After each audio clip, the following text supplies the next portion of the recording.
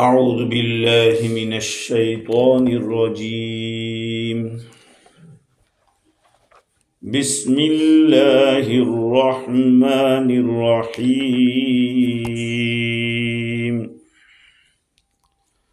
خلق السماوات والأرض بالحق تعالى عما يشركون. خلق الإنسان من نطفة فإذا هو خصيم مبين. صدق اللہ العظیم. بزرگوں، پیارے بھائیوں، گفتگو ہماری یہ چل رہی تھی کہ اللہ تعالیٰ نے اپنی توحید کو سمجھانے کے لیے، اپنی قدرت کو دکھانے کے لیے تقریباً 10 دلیلیں یہاں پر بتلائی ہیں. سب سے پہلے آسمان اور زمین کی تخلیق کو بیان کیا، اور بعد میں حضرت انسان کی تخلیق کو بیان کیا. ظاہری بات ہے، پہلے مکان بنتا ہے پھر مکین آتا ہے. مکان پہلے بنایا جاتا ہے پھر مکین، اسی لیے پوری دنیا تیار ہوئی، اس کے بعد سب سے آخر میں حضرت انسان کو تیار کیا گیا تھا. تو آسمان اور زمین ایک چھت ہے تو ایک فرش ہے. اللہ تعالیٰ نے آسمان و زمین کو پیدا کرنے کے بارے میں فرمایا کہ بالحق، ہم نے اس کو حق کے ساتھ پیدا کیا.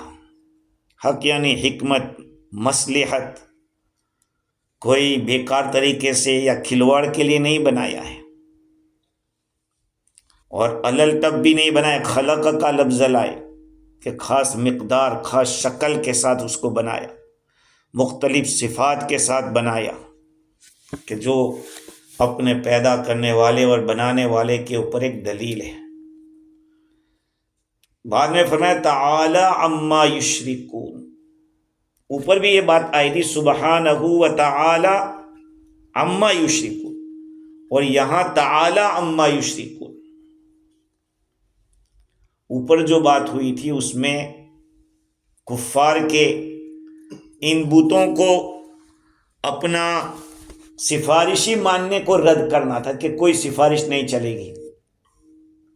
تم شرک کرتے ہو سفارش کی نیت سے، کہ وہ بھی ایکسیپٹیبل نہیں ہے. کسی مقصد کے لیے شرک جائز نہیں. یہاں پر تعالی عما یشرکون اس لیے کہا کہ وہ لوگ اس زمانے کے کفار آسمان و زمین کو قدیم سمجھتے تھے کہ اس کی کوئی ابتدا نہیں ہے، وہ ازلی ہے، ہمیشہ سے ہے. ہاں، کو ہمیشہ کے لیے سمجھتے تھے کہ ہمیشہ سے ہے. اللہ تعالیٰ نے فرمایا کہ دیکھو، ہمیشہ سے کوئی نہیں ہے، سب مخلوق ہے. اگر کوئی ذات ہمیشہ سے ہے تو وہ اللہ کی ہے.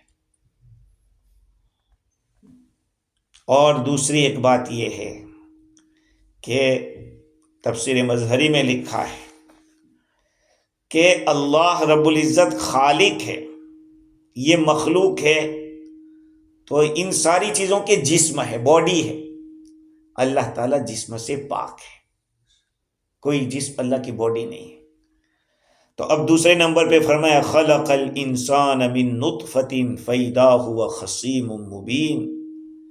اس ذات نے انسان کو پیدا کیا منی سے، تو اچانک وہ کھلا ہوا جھگڑالو ہو گیا. پیدا تو اللہ تعالیٰ نے کیا، اور وہ بھی ایک گندی چیز سے پیدا کیا. اس میں اشارہ اس بات کی طرف ہے کہ اللہ تعالیٰ کی بات کو رد کر رہا ہے، نہیں مانتا ہے، تو پہلے اپنی ابتدا دیکھتے کہ تو کس سے بنا ہے. چاہے یہ نطفے سے جو بنا ہے وہ بنی آدم کے لیے کہا گیا ہے، آدم کی اولاد کے لیے کہا گیا. آدم علیہ السلام تو منی سے نہیں بنے، حوا علیہ السلام یہ بھی منی سے نہیں بنی ہے، اس لیے کہ آدم علیہ السلام مٹی سے تیار ہوئے، اور انہی کی بائیں پسلی سے حضرت حوا کو تیار کیا۔ اسی کو بڑی تفصیل کے ساتھ صاحب حیات الحیوان نے نقل کیا کہ اللہ تعالیٰ نے 4 قسم کی مخلوقات کو پیدا کیا۔ ایسے تو صاحب بہت ساری مخلوقات ہیں، گننے جاؤ تو، لیکن ان کو اگر تقسیم کرنے جاؤ، ایک تو انسان، دوسرے نمبر پہ حیوان، تیسرے نمبر پہ نباتات، اور چوتھے نمبر پہ جمادات۔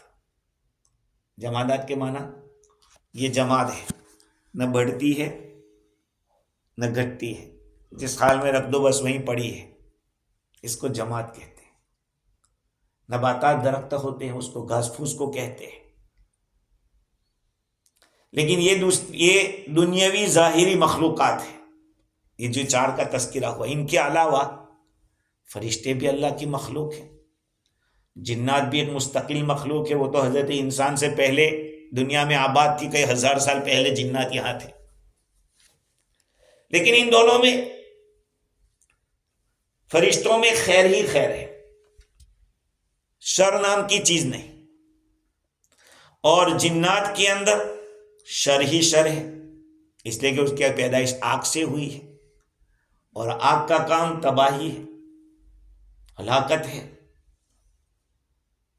اللہ تعالیٰ نے اپنی خلافت نہ فرشتوں کو سونپی نہ جناتوں کو سونپی۔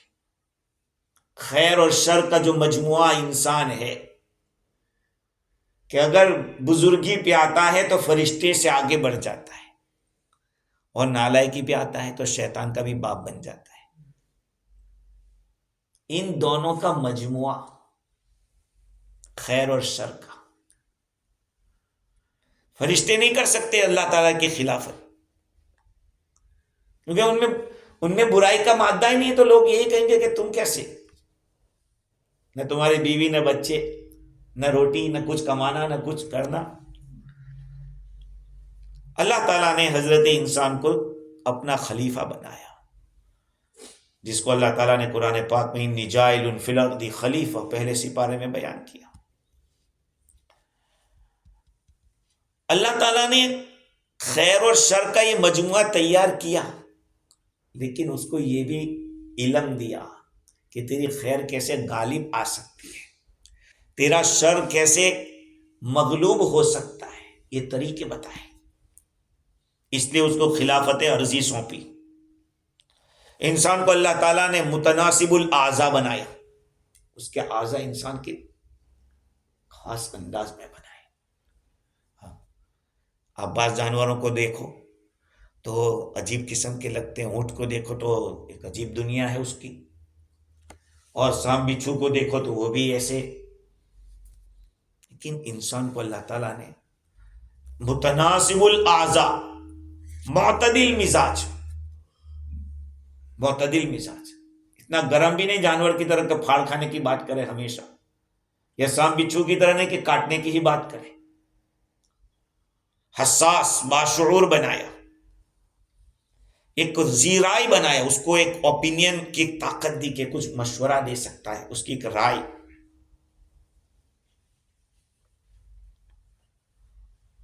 قرآن پاک میں اللہ تعالیٰ نے فرمایا لَقَدْ خَلَقْنَا الْإِنسَانَ فِي أَحْسَنِ تَقْوِيمٍ، ہم نے انسان کو بہترین شکل میں بنایا ہے، بہترین ڈھانچے میں بنایا ہے۔ حدیث میں یہ آیا ان اللہ تعالی خلق آدم علی صورتہ، یہ ایک حدیث ہے، ان اللہ تعالی خلق آدم علی صورتہ۔ یہ بھی وہی بات ہے جو کل مولانا پوچھ رہے تھے، ویسی یہ حدیث بھی ہے۔ اللہ تعالیٰ نے آدم علیہ السلام کو اپنی شکل پر بنایا۔ کیا مطلب اس کا؟ ٹرانسلیشن دیکھ کر آپ پڑھنے جاؤ گے ٹھوکر کھا جاؤ گے۔ اللہ نے اپنی شکل پہ بنایا، کیا مطلب اللہ کی کوئی شکل ہے؟ اسی لیے تو حضرت انسان کو اشرف المخلوقات کہا جاتا ہے۔ اس حدیث کے اوپر علماء کا اختلاف ہے، اس کا میننگ کیا ہوتا ہے۔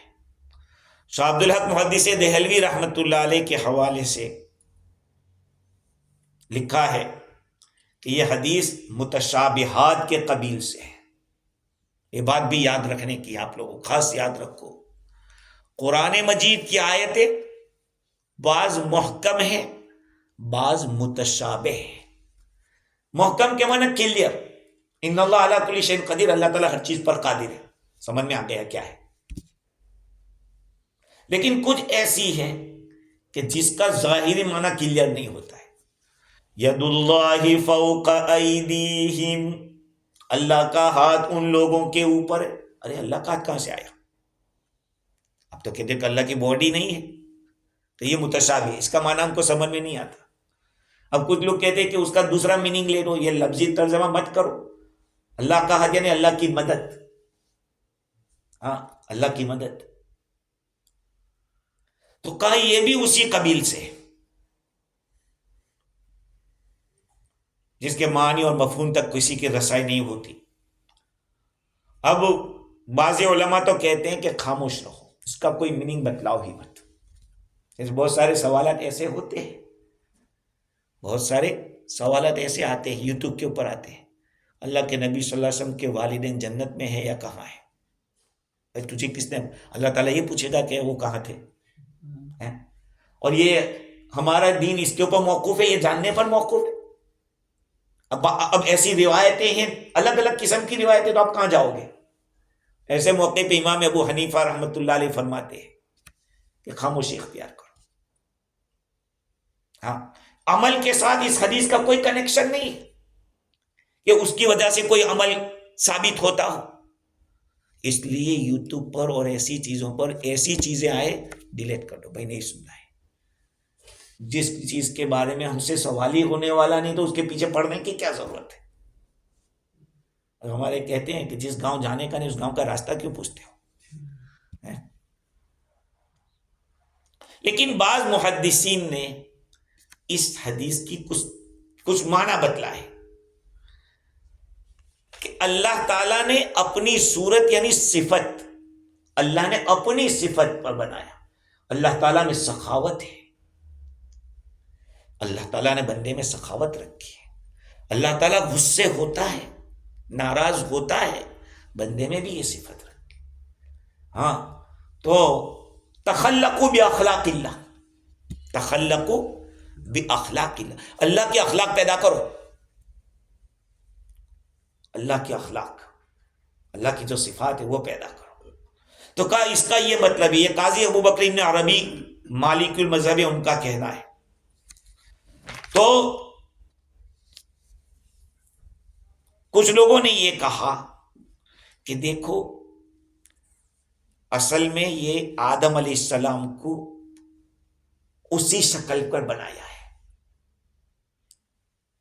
اسی شکل پر. سمجھ لینا، بہت آسان طریقہ ہے سمجھنے کا.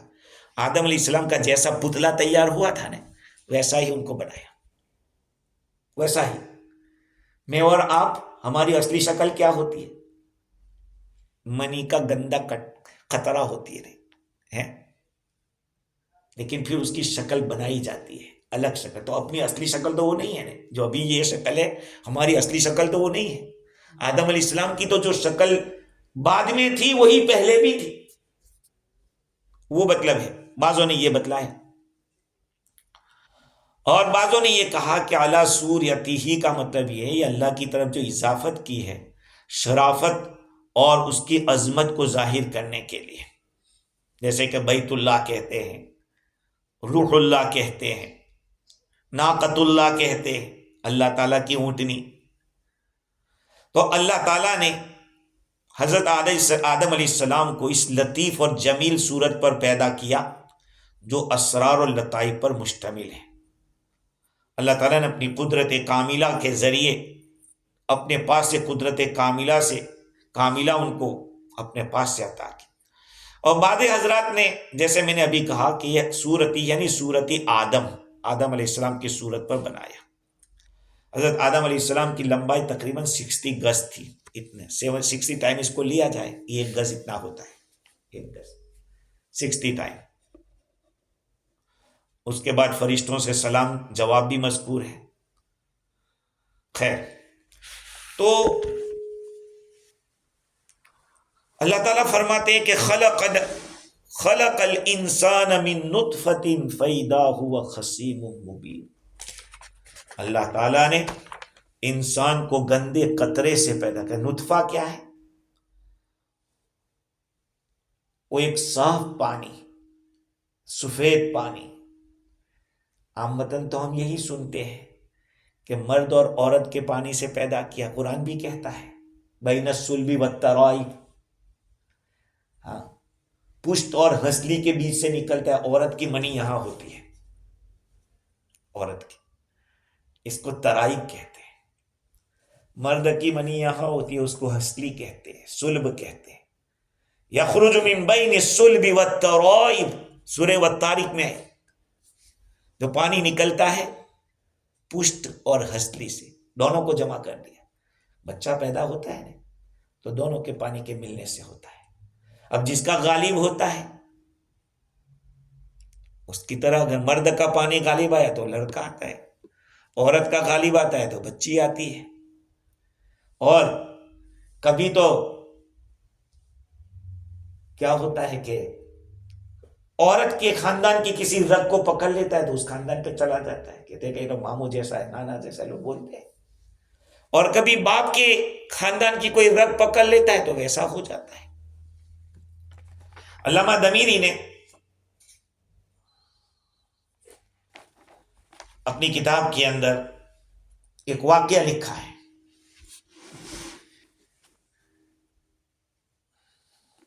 واقعہ یہ ہے کہ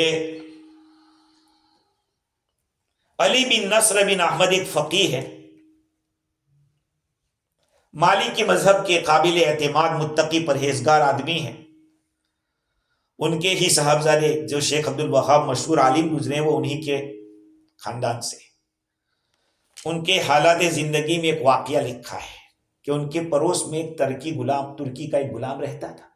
اس بزرگ کے بازو میں وہ ایک غلام رہتا تھا جو ترکی تھا. تو آپس میں بہت اچھے تعلقات تھے. غلام کا اور اس کی ماں کا ہمارے گھر میں، ان کے گھر میں آنا جانا رہتا تھا. علی بن نصر کہتے ہیں کہ میں نے اس لڑکے کی ایک شادی ایک پاک دامن عورت سے کر دی. نیک عورت تھی، نکاح کرا دیا میں نے. چنانچہ وہ دونوں 2 سال تک اچھی طرح زندگی گزارتے رہے، میاں بیوی کی طرح بہت محبت الفت کے ساتھ جی رہے تھے. ایک دن وہ جو ترکی غلام تھا، بزرگ کہتے ہیں کہ میرے پاس شکایت لے کر آیا کہ حضرت آپ نے میرا نکاح تو کرا دیا اور بچہ بھی پیدا ہوا ہے، لیکن شکایت یہ ہے کہ جب سے بچہ پیدا ہوا ہے اب تک انہوں نے مجھے دکھایا نہیں ہے، بچہ دیکھنے نہیں دیتے مجھ کو. جب میں دیکھنے جاتا ہوں، اصرار کرتا ہوں تو میری بیوی مجھ سے روک دیتی ہے، بچے مجھے نہیں دیکھنے دیتی. اس لیے میں آپ کی خدمت میں آیا ہوں تاکہ آپ سفارش کرو میری ساس سے کہ مجھے بچہ دیکھے دیں تاکہ سکون حاصل ہو مجھے. چنانچہ اس بزرگ نے اس غلام کی جو بیوی تھی اس کی ماں سے سفارش کی. چنانچہ وہ فوراً پردے کے ساتھ گفتگو کرنے لگی اور کہنے لگی کہ حضرت مجھے بچہ دینے سے کوئی منع رکاوٹ نہیں ہے، ایک ہی رکاوٹ ایک ہی ہے، وہ یہ ہے کہ بچہ چتکبرا ہے. چتکبرا جانتے ہو؟ White, black and white. وہ آدھا کالا ہے آدھا وائٹ ہے. سر سے لے کر ناف تک، دوری کہتے ہیں آپ، دوری وہاں تک یہ بچہ الگ کلر کا ہے اور ناف سے لے کر نیچے تک کا الگ کلر کا ہے. جب اس نے یہ سنا، وہ بچے کے باپ نے، اس داماد نے سنا تو وہ چیخنے لگا کہ میرا بیٹا ہے تو میرا بیٹا. اس نے کہا کہ بالکل اسی رنگ کے میرے دادا بھی تھے، اس لیے مجھے اس سے کوئی تکلیف نہیں ہوگی. تو دیکھیے ایسا ہوتا ہے کبھی کبھی آدمی شک میں پڑ جاتا ہے کہ آدمی گورا چتا ہو اور بچہ کالا ہو تو سوچتا ہے کہ کیا ہوا، کچھ گڑبڑ تو نہیں ہے. ایک دفعہ ایسا ہوا، کتابوں میں ایک واقعہ ملتا ہے کہ ایک عورت تھی گندی، ایسے نالیوں میں گھومنے والی ایسی، اس کو بچہ پیدا ہوا بہت خوبصورت. اب لوگ سوچے کہ یار اس کو کیسے، اتنا خوبصورت بچہ کیسے اس کو مل گیا. دیکھو اس کا باپ کون ہے. تحقیق کی گئی تو پتا چلا کہ اس نالی کے، جہاں نالیوں کے اوپر جہاں آفس ہوتے ہیں انڈیا میں خاص طور پر، ایسے ملکوں میں، پسماندہ ملکوں میں، وہاں نالیاں بہتی ہے، وہاں پہ کوئی آفس بنا کے بیٹھا ہے، کرسی لگا کے وہاں پہ لوگوں کے اپلیکیشن سائن کر رہا ہے، لکھ رہا ہے، فارم فل کر رہا ہے ایسا. تو ایک آفیسر بیٹھا ہوا تھا، اس عورت نے کہا کہ یہ اس بچے کا باپ ہے. لوگ سوچنے پڑ گئے کہ اتنا خوبصورت، اس کے ساتھ دل لگا کیسے کسی گندی عورت سے. تحقیق سے پتا چلا کہ یہ آدمی جب اس کے، پہلے تو فاؤنٹن پین چلتے تھے، اس میں انک ڈالو اور انک سے چلاؤ، تو کہا جب اس کی انک ختم ہو جاتی تھی تو گٹر کی نالی سے کچھ پانی لا کے ڈال لیتا تھا اور اسی سے چلا لیتا. کہا کہ اس گندی حرکت سے اس کا جو برین تھا ایسا واش ہوا، ایسا گندا ہوا کہ اس کے ساتھ اس کا منہ کالا کیا. خیر، تو بات ہماری حضرت انسان کے بارے میں ہے. اللہ تعالیٰ نے حضرت انسان کو ایک بہترین شکل میں بنایا ہے. انسان کو انسان اسی لیے کہا جاتا ہے کہ حضرت انسان سے اللہ تعالیٰ نے ایک پرومس کیا تھا، ایک وعدہ کیا تھا، عہد لیا تھا. الست بربکم، کیا میں تمہارا رب نہیں ہوں؟ الست بربکم، اس کو عہد الست کہتے ہیں. عہد الست، جب روحوں کو تیار کیا گیا اس وقت اللہ تعالیٰ نے پوچھا تھا الست بربکم، کیا میں تمہارا رب ہوں کہ نہیں؟ تو اس وقت روحوں نے کہا تھا کہ بلا، کیوں نہیں، آپ ہمارے رب ہیں. وعدہ کر کے آیا دنیا میں اور بھول گیا، اور رب کو رب نہیں مان رہا ہے، خود کو ہی رب ماننے لگا ہے. حضرت عباس رضی اللہ تعالیٰ فرماتے ہیں، ابن عباس رضی اللہ عنہ، کہ اپنی ربوبیت کا جو عہد اللہ تعالیٰ نے لیا تھا یہ انسان بھول گیا. خیر، تو اللہ تعالیٰ فرماتے ہیں کہ ہم نے انسان کو نطفے سے پیدا کیا. یہ نطفہ ہے کیا؟ منی کا قطرہ. آپ دیکھنے جاؤ تو اس منی کے قطرے میں کوئی حرکت نہیں ہوتی، جہاں کپڑے پہ لگائے لگائے، نہ اس میں کوئی حس ہے، کوئی فیلنگ ہے، نہ کوئی حرکت. وہ بہنے والا مادہ ہے، کسی شکل کے اوپر وہ رہتا نہیں ہے، کسی وضع پر نہیں رہتا ہے. تو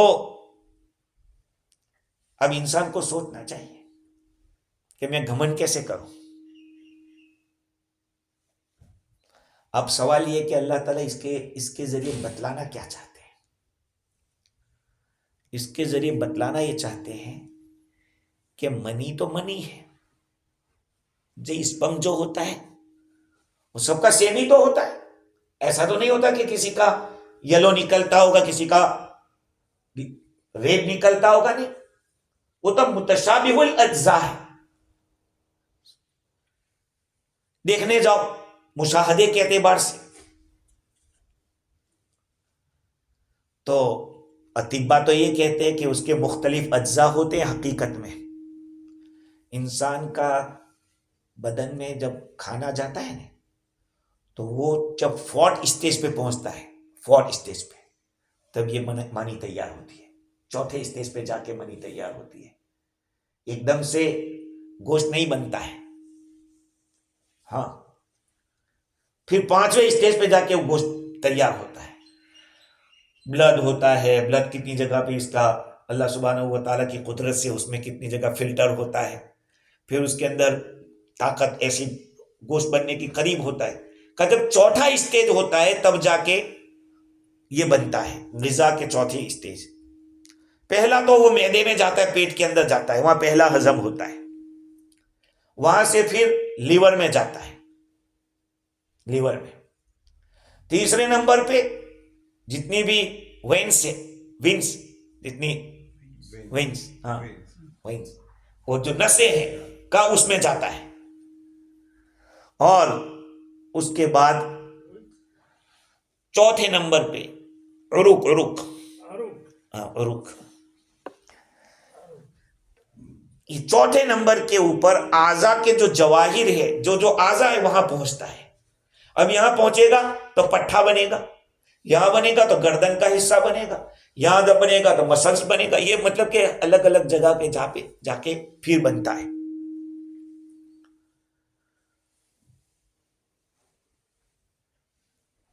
یہی حال انسان کے گوشت، پٹھا، رگیں، ان ساری چیزوں کے اندر ایسا ہی ہے۔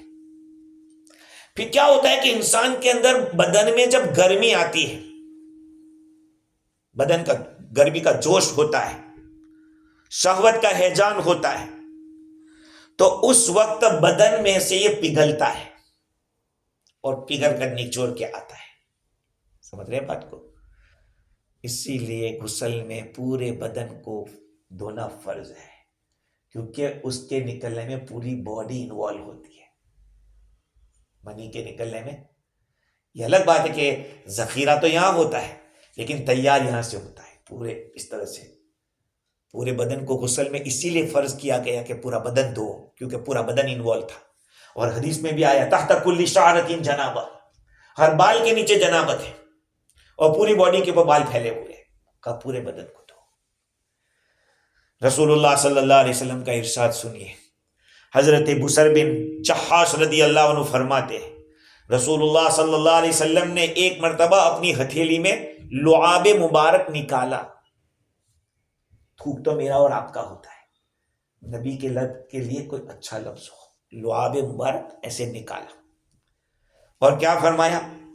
یقول اللہ تعالی، اللہ تعالیٰ فرماتے ہیں ابن آدم، یا آدم کے بیٹے، انا توجزنی وقد خلقتک من مثل ہادی، ارے تو میرے قبضے سے کہاں بھاگے گا؟ تو مجھے عاجز کر سکے گا؟ تجھے میں نے ایسی ہی چیز سے پیدا کیا ہے۔ منی بھی تو ٹھوک کی طرح ہی ہوتی ہے، کہا میں نے تجھے ایسی چیز سے پیدا کیا ہے تو تو مجھے کہاں عاجز کر سکے گا؟ میں نے تجھے اس سے پیدا کیا، سویتک، میں نے تجھے برابر کیا، فعدلتک، مشیت بین بردیک، اب یہ چادریں اڑ کے ایسے چل رہا ہے، زمین کو تو روند رہا ہے، مال کو جمع کیا منع کر رہا ہے، اور جب روح نکلتی ہے یہاں آتی ہے تو کہتا ہے کہ یہ صدقہ کر دو، صدقہ کر دو۔ یہ صدقے کا وقت ہے؟ یہ کہاں صدقے کا وقت ہے؟ تو جانے کا وقت ہے، جانے کے وقت۔ اب جب دوسرے کا ہو گیا، بھائی آدمی کو دوسرے کا مال اچھا لگتا ہے، اپنی گاڑی کتنی اچھی کیوں نہ ہو، لیکن دوسرے کی گاڑی دیکھے گا تو کہ یار اس کے پاس کی بہت اچھی گاڑی، اپنا مکان کتنا ہی اچھا اللہ نے کیوں نہ دیا ہو، دوسرے کا دیکھتے ہیں کہ یار کتنا اچھا ہے۔ تو اب تم صدقہ کر رہے ہو، وہ تو لوگوں کا ہو چکا ہے، جو تیرے پیچھے رشتے دار ہے، بیوی بچے کا، وہ ان کا مال ہے۔ یہ تو رحم کیا اللہ نے کہ ہمارا 1/3 چلنے دیا کہ ٹھیک ہے 1/3 تم کر سکتے ہو، کچھ وصیت کرنا چاہو تو، باقی اصل تو رشتے داروں کا حق ہو چکا ہے۔ اللہ کے رسول فرماتے ہیں کہ حتی اذا بلغت الحلقوم قلت اتصدق وانا اوان الصدقہ، یہ کہا صدقے کا ٹائم ہے۔ خیر، تو اللہ تعالیٰ نے اس آیت کے ذریعے بتلایا کہ نطفہ جو اسپم ہوتا ہے سب کا سیم ہوتا ہے، لیکن شکلیں الگ الگ ہوتی ہیں، اور کیسے بنتی ہے اب آگے دیکھیں۔ فَإِذَا هُوَ خَصِيمٌ مُبِينٌ، جھگڑے گا کون؟ جھگڑے گا وہ جو اپنے آپ کو بڑا سمجھے گا۔ لڑائی لڑائی کون کرتا ہے؟ جو اپنے آپ کو بڑا سمجھتا ہے۔ اب اللہ تعالیٰ سے لڑنے کا کہ نہیں میں نہیں مانتا، تو اللہ تعالیٰ نے ہماری اوقات دکھائی کہ تم کون ہو، پھر بھی تم لڑتے ہو، کھلا ہوا جھگڑالو بن گیا۔ بعض مفسرین فرماتے ہیں کہ اصل میں یہ آیت کریمہ سورہ یاسین کے اندر ایک آیت ہے اسی جیسی ہے. ابی بن خلف واحدی نے نقل کیا ہے کہ ابی بن خلف نبی اکرم صلی اللہ علیہ وسلم کے پاس آیا ایک بوسیدہ ہڈی لے کر، پرانی ہڈی، ایسے کرو تو چورا چورا ہو جائے، ایسے ہڈی لے کر آیا اور کہتا ہے یا محمد اترى ان اللہ تعالی یحیی ھذا بعد ما قد رم، کہ تم یہ کہتے ہو کہ یہ بوسیدہ ہو گئی پھر بھی وہ دوبارہ اس کو اللہ تعالیٰ پیدا کرے گا، اللہ تعالیٰ اس کو زندگی دے گا؟ تو اللہ تعالیٰ نے قرآن مجید کی وہ آیت جو کہ سورہ یاسین کے اندر ہے، وہی رمیم، وہ آیت نازل ہوئی. محفظ سے بھی فرماتے کہ یہ اسی کی طرح ہے.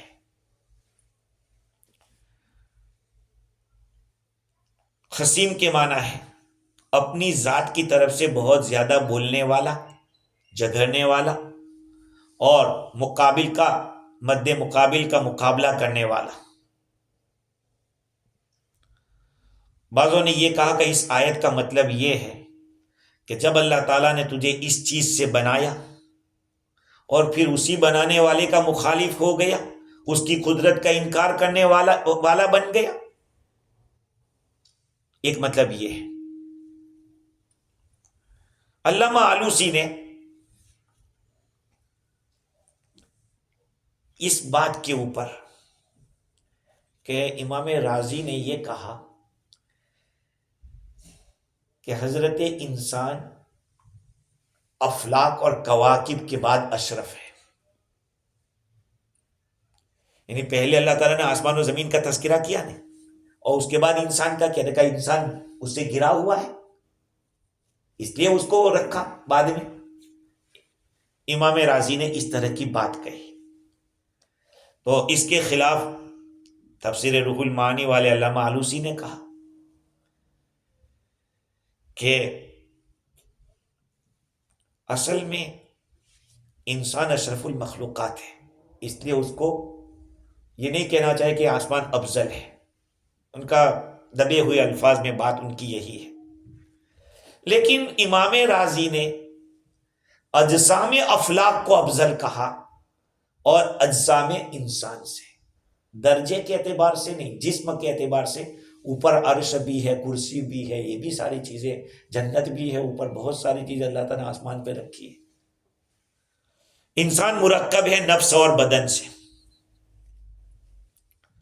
اوپر کا جو حصہ ہے آیت کا، اس میں انسان کے بدن سے استدلال کیا گیا ہے، اور انسان جو عاجز ہے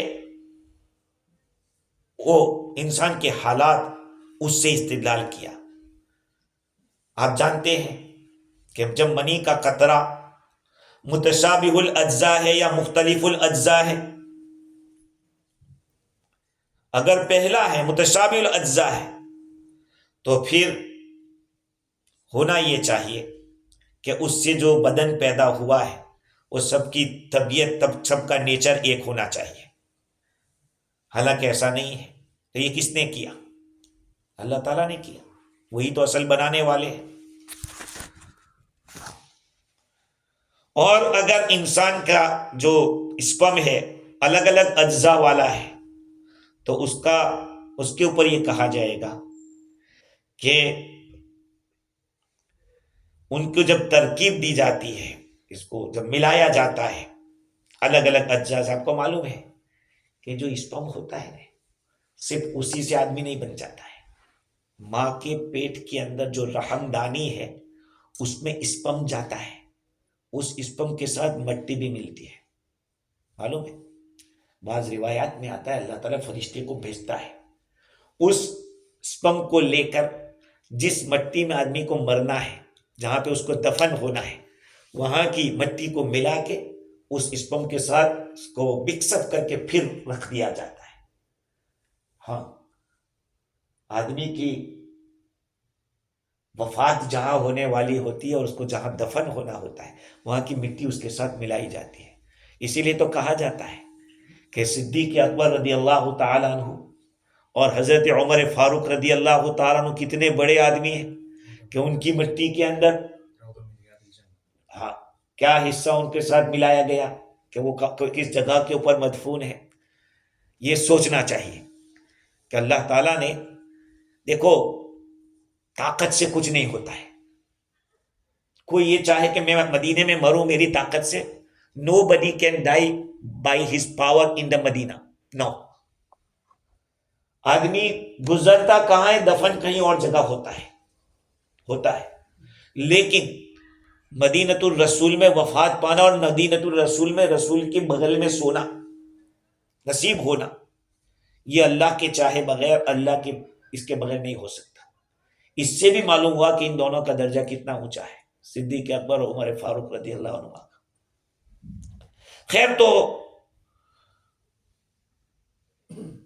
اگر مختلف اجزاء سے انسان کا اسپم بنا ہوا ہے لیکن ترکیب کے بعد ایسا کیوں نہیں ہوا کہ ناک کسی کی ایسی ٹیڑھی ہو جاتی, منہ ایسا بن جاتا, سب کا سیم کیوں بن کے آ رہا ہے کہ دو آنکھیں یہاں, دونوں کے بیچ میں ناک, نیچے منہ, اوپر سر, آجو بازو میں کان, یہ ساری ترتیب کے ساتھ کیوں آ رہا ہے؟ جبکہ اسپم کے جتنے بھی اجزاء اگر الگ الگ ہیں تو پھر بننے کا سب الگ ہونا چاہیے تھا. یہ کسی کاریگر کی کاریگری ہے اور وہی اللہ ہے, وہی اللہ کی کاریگری ہے. اور ایک بات سوچ لو کہ اسپم ہوتا ہے ویٹ, گیلا ہوتا ہے, اس کو رطبتن کہتے ہیں, اور سریعت الاستحالہ بہت جلدی بدلتا ہے, ایک جگہ پہ نہیں رہتا. یہ بھی تو ہو سکتا تھا کہ دماغ یہاں کے بجائے یہاں ہوتا, دل یہاں کے بجائے یہاں پہ ہوتا. حالانکہ سب کی ایک ترتیب, ورنہ ڈاکٹروں کو بھی بڑی پریشانی ہوتی ہے, ڈھونڈنے جاتے کہ اس کا دل کہاں پہ ہے. ہوتا ہے نہیں, جب انجیکشن لگانا ہوتا ہے تو نس ڈھونڈنے کے لیے وہ لوگ ادھر ادھر کرتے, بھائی نس نہیں دکھ رہی, تو اگر دل بھی ادھر ادھر ہوتا تو کہاں ڈھونڈتے رہتے. یہ اللہ تعالیٰ کی قدرت ہے. اب انسان کی عاجزی کو دیکھیے, انسان کی عاجزی کیا ہے, دیکھو سمجھو اس کو کہ انسان کتنا عاجز ہے. جب انسان پہلے پیدا ہوتا ہے, سب سے پہلا جب پہلے پیدا ہوتا ہے, سب سے زیادہ کم فہم ہوتا ہے, سمجھداری اس کے پاس نہیں ہوتی, کوئی ہوشیاری نہیں ہوتی, اور سارے جانوروں سے وہ کمزور ہوتا ہے. نہیں, بکری کا بچہ پیدا ہوتے ہی کیا کرتا ہے, اچھل کود کرتا ہے کہ نہیں, سارے جانوروں کے. یہاں تک کہ مرغی کا چوزا انڈے کے چھلکے سے جب باہر آتا ہے, وہیں سے اس کو پتا چل جاتا ہے کہ میرا دوست کون ہے, دشمن کون ہے, وہیں سے بھاگنے لگتا ہے. بچے کو تو کچھ پتا نہیں ہوتا کہ آگ اچھی ہے یا پھول اچھا ہے. وہ چوزا بلی سے بھاگے گا اور اپنی ماں کے پاس چلا جائے گا. اسی طرح سے کیا اس کو کھانا ہے کیا نہیں کھانا ہے وہ بھی. ارے یہاں تک ہم نے پڑھا ہے کہ مچھلی جو ہوتی ہے, مچھلی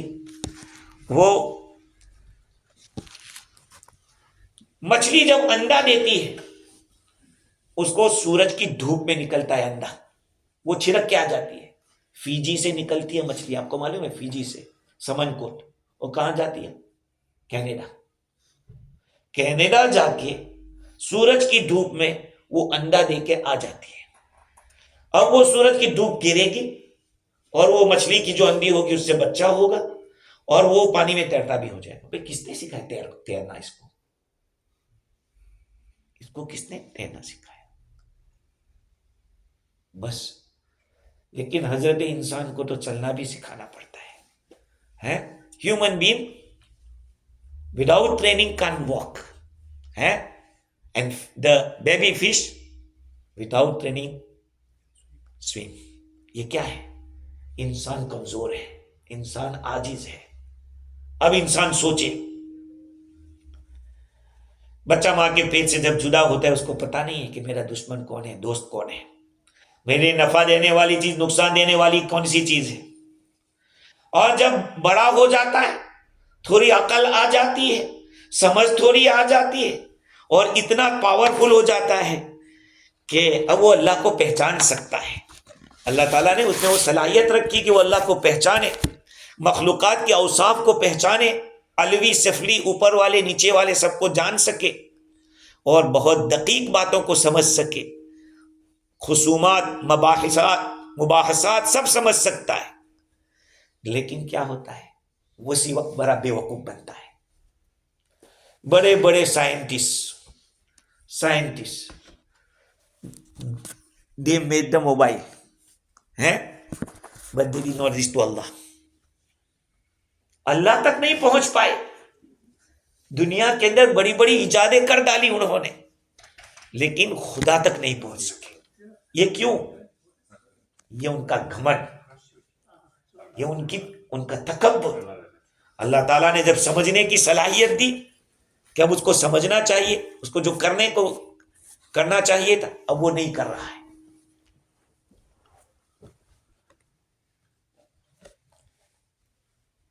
اور اس مقام کے مناسب یہ ہے کہ یہ کفر، جو کفر کرنے والے ہیں، اللہ تعالیٰ پر کفر پر کتنی جرأت کر رہے ہیں، کتنی بے شرمی کر رہے ہیں، اور اس طرح کی بات کرتے ہیں۔ قال من یحیی العظام وہی رمیم، یہ قرآن یاسین میں ہے، من یحیی العظام وہی رمیم، کون ہے جو پیدا کرے گا اس بوسیدہ ہڈی کو؟ یہ لے کر آیا تھا، قل یحییھا الذی انشأھا اول مرہ، کہ وہی زندہ کرے گا اس کو جس نے پہلی دفعہ بنایا تھا۔ خیر، تو اللہ تعالیٰ نے اس آیت کریمہ میں بتایا کہ خلق الانسان من نطفۃ فاذا هو خصیم مبین۔ کبھی کبھی اپنے پاس کو یاد کیا کرو، تازہ خواہی داشتن داغ ہائے سینارا، گاہے گاہے باز خواہ ای قصے پاری نہ رہا۔